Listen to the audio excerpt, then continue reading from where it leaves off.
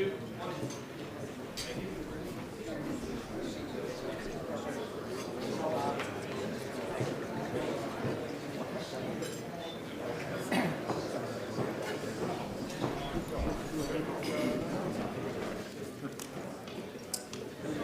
we hope you all enjoyed your meals. We'll get the program going again. We have some of the busiest people in the world in the room, so we want to be a good steward of your time. I mentioned earlier that Irish Americans have left an indelible mark on American history. And I had a few facts I wanted to share with you this afternoon to have you consider these. Irish men and women have taken up arms among American soldiers. They've made unmatched contributions to music and literature and the arts, and they punch well above their weight in American government. Many Irish nationals played an essential role during the American Revolution. John Barry, for example, was an Irishman who received the first commission issued by the Continental Congress and is considered the father of our American Navy. He later became the first Navy captain to seize a British ship. We had 3 Irishmen who signed our Declaration of Independence: George Taylor, Matthew Thornton, and James Smith. One of the most recognized houses in the world was designed by James Hoban, an Irishman from County Kilkenny, when he designed our White House. And 23 of the 45 men who have served as United States President have Irish heritage, many of them proudly. And same for hundreds of congressmen and senators who have walked these hallowed halls. Today we celebrate their contributions and the truly special relationship among the United States and Ireland and the Irish people. So join me in a toast. Here I am again without a glass. I'm supposed to be toasting. I'm going to grab one. Thank you. A glass of water, no less. It works as well. And the toast is in, hold on, man, I am really messing this up. But we're all friends here. And I don't know where it went. All right, I'm just going to toast. It was a beautiful toast, trust me, it was great. To the United States, to Ireland, to this beautiful relationship, and to all who aspire to be Irish around the world. Cheers. Solange, that's right. That's what I'm supposed to say. I have the pleasure of introducing our own head of state here. This luncheon offers an opportunity for both Americans and the Irish to reflect on our past and on our future. In 1981, Senator Ted Kennedy and Senator Daniel Moynihan and Speaker of the House Tip O'Neill started this great tradition, the Congressional Friends of Ireland. They aim to celebrate their shared Irish heritage, deepen ties between our two nations, and promote peace and reconciliation in Northern Ireland. In 1983, the Friends of Ireland Luncheon was born when President Ronald Reagan, of course of proud Irish heritage, and the Tishuk visited Capitol Hill to celebrate Irish heritage and St. Patrick's Day. This lunch was the embodiment of that, of charity and friendship across political differences, and it has led to real-world international diplomatic successes. Many historians credit the advocacy of the Friends of Ireland caucus as essential in the signing of the Good Friday Agreement. And we welcome continued efforts to promote and preserve this agreement and promises of a bright future for the Friends of Ireland. Last year, I hosted this luncheon alongside President Biden. Our political differences were on stark display. It was obvious. That's an understatement. But he was our incumbent Democratic president, and I was the Republican House Speaker.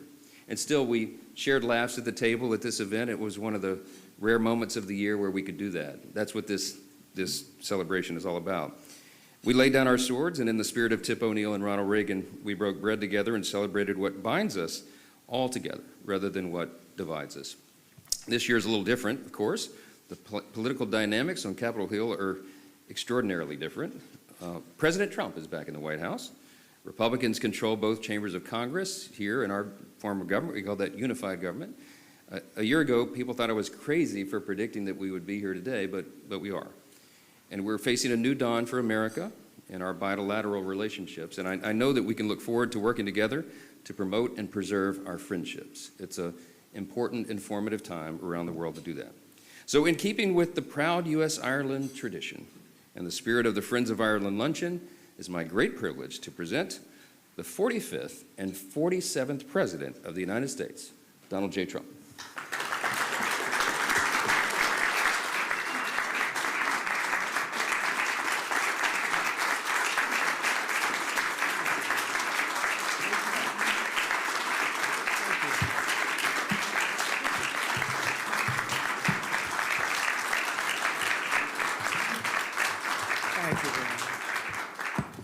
very much, everybody. It's a great honor. I've been here just about every time. We had one that was terminated because of a thing called COVID. I don't know if anybody's heard of that, but that was never pleasant. And we would have been together twice, but we had COVID interrupted twice, and I appreciate seeing you again, however. And you've done a fantastic job. We very much appreciate you being here. And I also want to thank my new friends from Northern Ireland for being here, who I just met. Thank you very much. Great honor. Great honor. And I must say they spoke very well of you. So that's good. That's good. And great to be with you. And thank you to Speaker Johnson, and thank you to all of the members of Congress who are here, quite a few, most of which are Irish, most of whom are Irish. And we welcome Tishuk, and I love the name because Micheál, but it's Michael. I said, how many people call you Michael? It's exactly Michael. I said, he said, about 50%. I said, do you get upset when they do? He said, no, but I'm going to call you Micheál because that's the way it is. Martin, who has really been terrific. I've been with him quite a bit. I've spoken to him quite a bit, and we're going to have no problems. And his wife, Mary, we welcome you to America. Fantastic people. And it's really a wonderful annual tradition being here. We're also grateful to be joined by Irish Ambassador to the United States, Geraldine Byrne Nason. Where's Geraldine? Hi, Geraldine. Thank you very much. And the entire Irish delegation. And I know we're a little bit, everybody's a little bit late today, but that's okay because we're celebrating the Irish, and I think it's okay we're a little bit late. I also want to congratulate a friend of mine, Ed Walsh. He's a great golfer. He's a championship golfer, actually. Not quite as good as Rory, but that's okay. But he's right up there. He's won many club championships, and he's one of the best golfers you'll ever see. And congratulations, boy, you're going to have fun over there. He's going to be the ambassador to Ireland. So congratulations, Ed. Well, maybe it is thanks to me, but you're going to have a good time. You're going to represent us well. He can do most of his business on the golf course, too. That's so nice. But he's got the best job of anybody. And I really appreciate so many of my friends being here. So many great friends are here. This afternoon, we're gathered to celebrate the deep and abiding ties of history, family, and friendship that bind together Ireland and the United States of America. The Irish-American patriots have been part of our national history in our country's earliest days. Amazing history they have with our country. Irish Americans fought heroically in our war for independence, served with honor in the crucible of the Civil War, and won fame and valor among Theodore Roosevelt's famous Rough Riders. They were Rough Riders. By some estimates, more than 2,000 Irish-American warriors have earned the Congressional Medal of Honor. This is an amazing statistic because who would ever think that's even possible? It's more than 50% of the medals of honor were won by the Irish. I'm going to have to check that. That sounds like, that's an awfully good statistic. We're going to have to check what's going on over there, huh? But that's an amazing statistic, actually, 50%. This includes the great Audie Murphy, the most decorated enlisted soldier in American history, whose service in the Second World War earned a Medal of Honor, 2 Silver Stars, a Bronze Star, 3 Purple Hearts, and the Legion of Merit. Quite a person. Became a movie actor. The movie actor stuff wasn't quite as good as the soldier that he did, but he was great. Became a very famous person, actually. America has truly been blessed by the courage and unstoppable spirit of the Irish. Over the generations, Americans of Irish ancestry have helped build our railroads and raise our cities and man our factories, enrich our culture with art and music and literature. We see that all over. And protect our communities by joining the proud tradition of Irish-American police officers and firefighters. And few have done more for the Stars and Stripes than the sons and daughters of the Emerald Isle. And I can tell you, I know your father was a great boxer, and they have a lot of good fighters. I know so many Irish fighters, they like to fight, and they're damn good at it too. But his father was a great fighter, actually. So That means genetically I'm not going to mess around with you. You understand? I'm a believer in that. But as you know, on Monday, millions of Americans will celebrate St. Patrick's Day. We love St. Patrick's Day, maybe especially in New York. Hundreds of thousands of citizens decked in Irish green will parade through the streets of Chicago, Boston, Philadelphia, and of course New York, a sight that I've witnessed many, many times. In Manhattan, the people will stream up Fifth Avenue and march past the magnificent, I see it so much, and I love it, especially when you're looking down upon St. Patrick's Cathedral, because it's, to me, one of the most beautiful cathedrals in the world. And it's a monument not only to God, but also to the patron saint of Ireland, patron saint. It's really an extraordinary testament to the connection between our two countries that after more than 1,500 years, the shining legacy of St. Patrick still rouses city blocks half the world away. Think of that, and fills our people with incredible love and pride. We have a lot of pride in that cathedral. That cathedral is something, to me, so beautiful. I think maybe my favorite, they have larger, you know. It's very large, but they have larger, but I think it's truly one of the most beautiful. The Irish spirit is truly alive and thriving in America, and as we see today, the friendship between our nations is strong and it's really unbreakable, and that includes all of you, you know, it's all of you. We love you all. So Tishuk, I want to just thank you once again for being here. It's an honor, and hopefully we're going to be doing this at least 3 more times, okay? We're going to be doing this 3 more times, at least. And when I say at least, they go absolutely crazy. So thank you very much for being here. Mary, thank you very much for being here. It's a great honor. Thank you. Thank you, Mr. Speaker. Thank you, everybody. Thank you.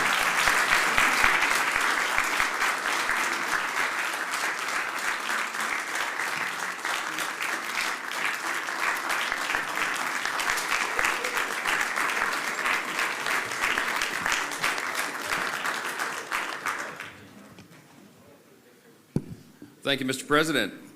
Our next guest is not a stranger to this event. However, this is actually the first time we have the privilege of welcoming the Tishuk Micheál Martin. I said that right. We were talking about that. So I'm Michael too, but that's how we say it very plainly and boringly in the U.S. And it's the same name over there. It's Micheál. I like it a lot better. But we're welcoming him to the Friends of Ireland Luncheon in person as the new Tishuk. And this is interesting because in 2021, it was mentioned earlier, this luncheon was virtual due to the ongoing COVID pandemic. And in 2022, the Tishuk was in town and slated to attend, but he had a positive COVID diagnosis himself, and it forced him to deliver remarks virtually once again. So now, finally, we welcome him in person to this great event, and we're so excited to have you in the Capitol, my friend. I'll welcome you to the podium now, the Tishuk. Micheál Martin.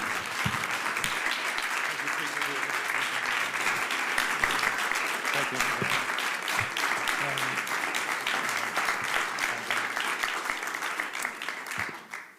Mr. President, Mr. Speaker, Chairman Kelly and Neil, Senators, representatives, ladies and gentlemen, I want to thank you all for welcoming me and Mary to Washington, D.C. to celebrate St. Patrick's Day. And it is a good feeling to be COVID-free and to be here on that day. But may I in particular say I'm pleased also to be joined with the Deputy First Minister from Northern Ireland, Emma Little-Pengelly. Very pleased to have you here, Emma, as well.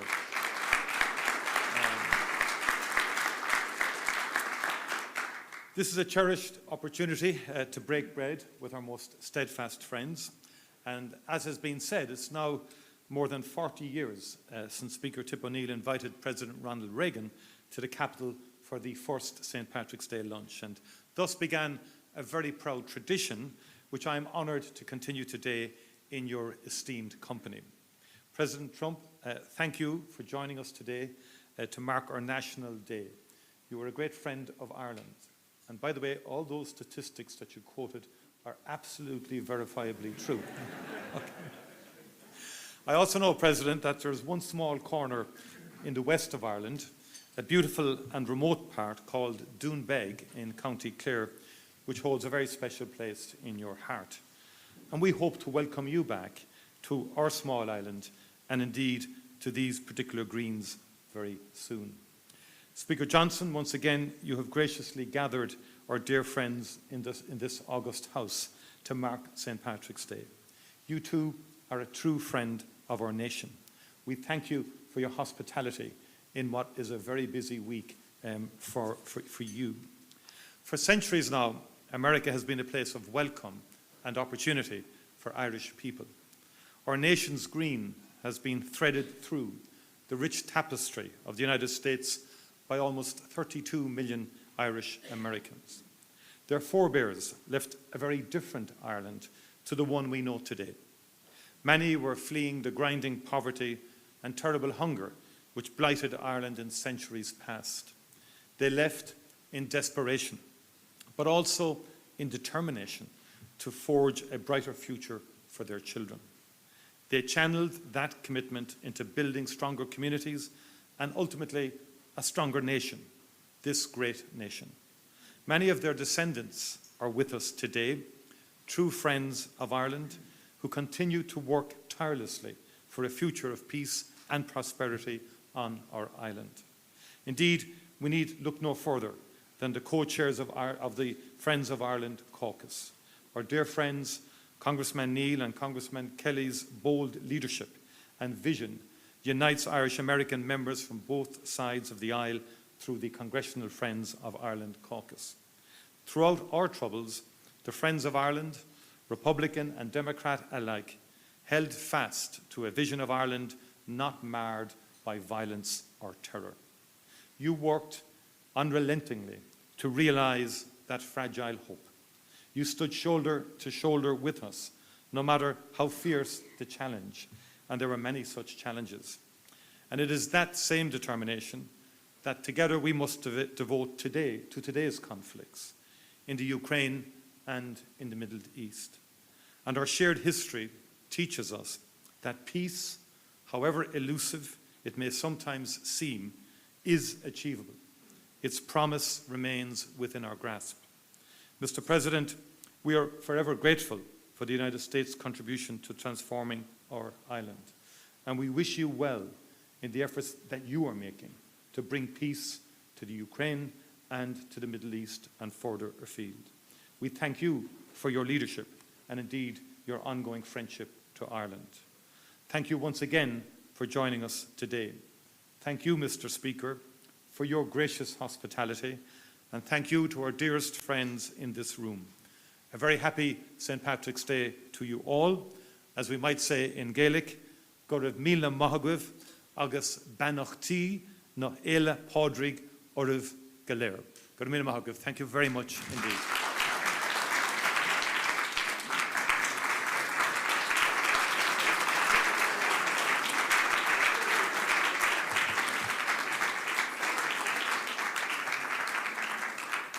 Thank you again, Tishuk, and thank you, Mr. President. I am very excited because we have a special treat for you all today.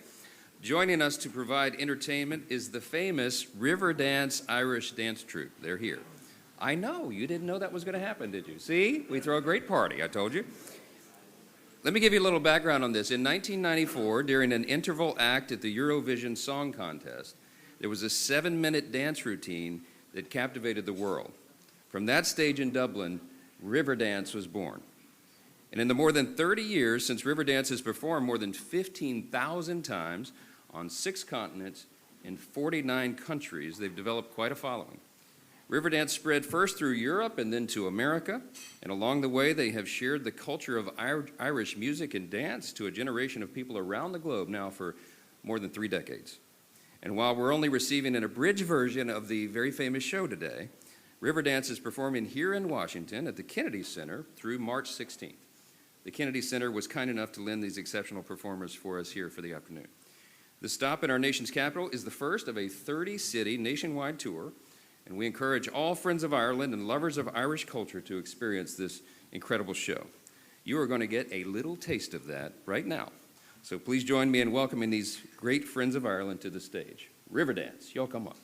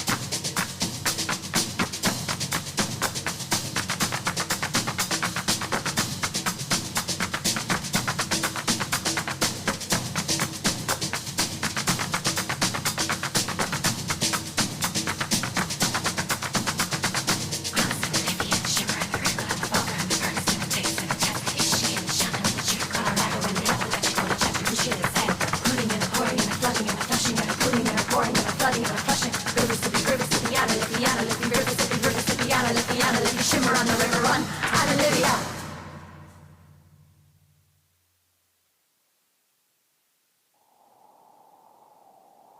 Thunder and lightning batter the rocks.